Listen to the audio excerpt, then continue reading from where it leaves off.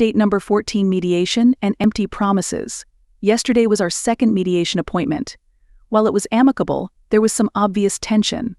The tension was not on my end, but more on his. Let me explain. During our first mediation, we brought up the topic that he might move out of the current state. At yesterday's meeting, I asked what we would do about custody if he moves to another state. When I mentioned the state by name, the mediator was confused. This prompted her to ask him why he moving to this state as it was so far away. His answer? Well, then silence. He couldn't put into words the fact that he was leaving to be with his girlfriend. I had to finally chime in, realizing we were paying by the hour that he was moving to be with his girlfriend. I realized later that was the first time he had semi-confessed to having an affair and a girlfriend to anyone. If you love this person so much, why can't you just say it out loud? That whole situation confuses me. Anyway, when it comes to dollars and cents, I will be fine. He will also be fine. He will have enough to do what he needs, and so will I. We have agreed to a physical custody scenario that allows him weekend and dinner visits. Fine by me. I want my boys to have their father. But the situation becomes a bit more difficult when he moves. While he said yesterday he plans to stay here for at least a year, I doubt that will actually happen. When he does move across the country, he wishes to return for one weekend of every month to see the boys. Again, I'm fine with this scenario, but where will he stay that weekend? He has no family. Will he just be taking the boys to a hotel? Again, I don't think he has actually thought this through.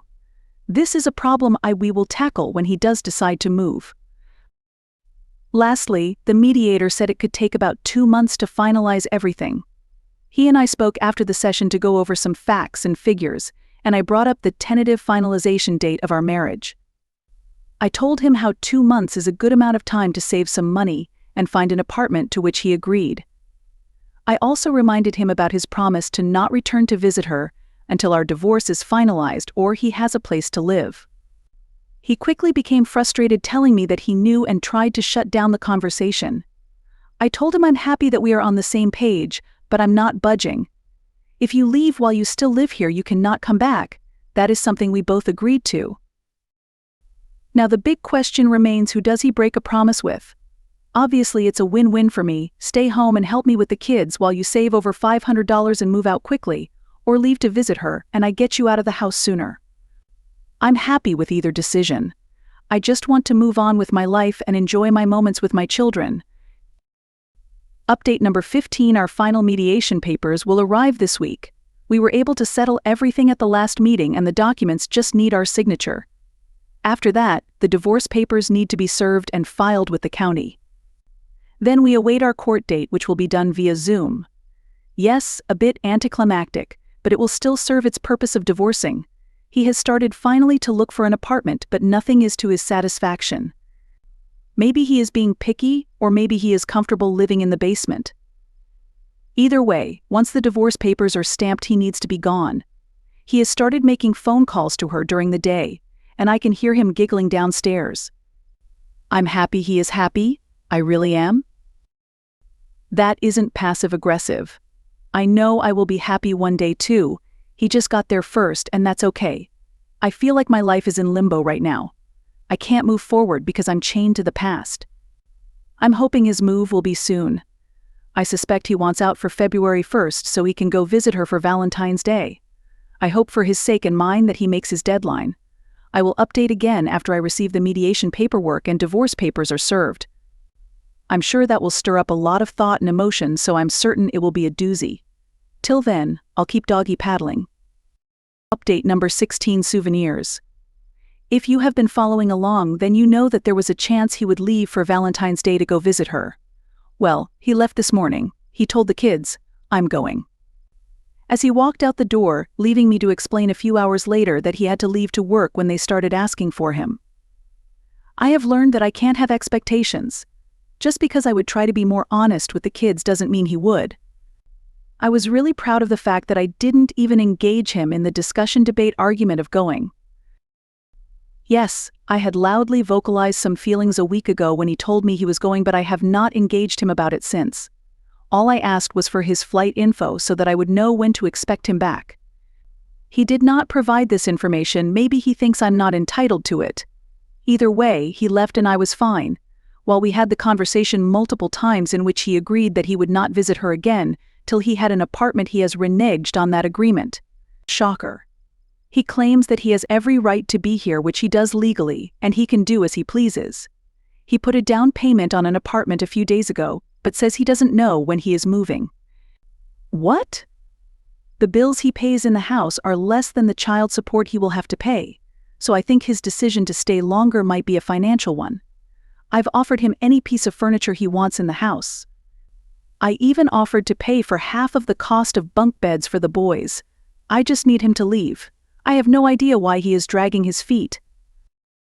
But I learned through a mutual friend and former work colleague of theirs that she recently had COVID. When I say recently, I mean the Board of Health from her state said she could stop quarantining 3 days ago. But what about her kids that are in the home? Were they living there during her quarantine? Are they positive? Perhaps they are asymptomatic?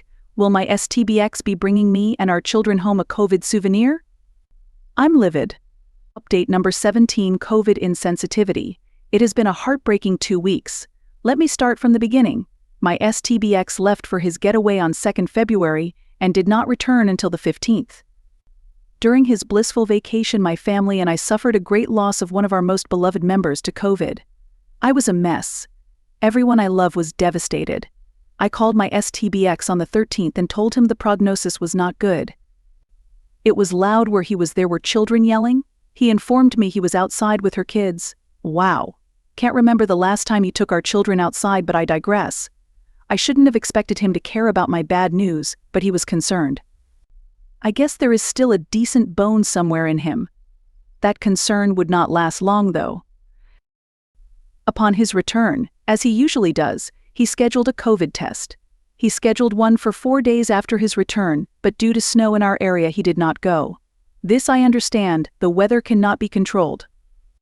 Then he told me he rescheduled for 4 days later and then does not go. When I questioned him, his response was, "I feel fine." I suspected, since she probably got a negative COVID test shortly before his arrival, he felt safe in not getting one. Not until Monday, 1st of March, did he finally get tested. A full 2 weeks later. Why? You know my family just suffered a terrible loss to COVID. How could you be so reckless and insensitive? The insensitive question is rhetorical. I obviously know the answer already.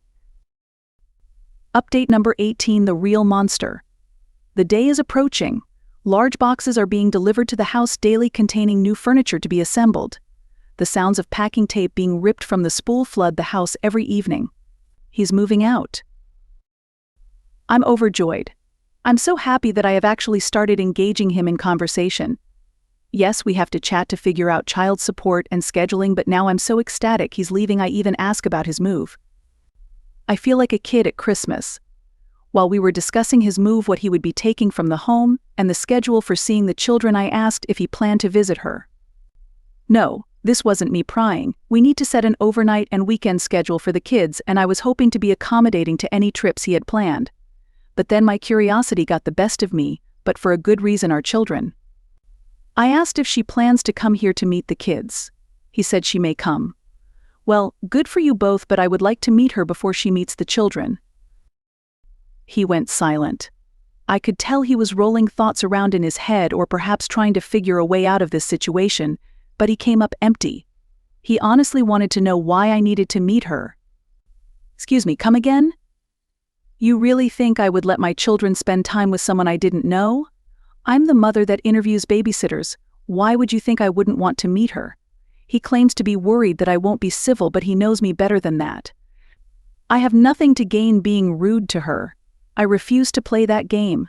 Plus, why would I care? I don't want him. That's your prize now, honey, congrats. But he recognizes that he can't stop me in this. I have every right to meet her as he would to meet someone I am dating. When it comes to the kids, we can't keep secrets. I think the real concern about us meeting is this: she will realize I'm not the horrible monster he made me out to be. His plans of assassinating my character to build himself up, or to receive pity from her, and the constant gaslighting will be revealed. She will see that I am not pining over him, quarreling with him, and that I'm genuinely a good person. Maybe she will see that he might be the real monster.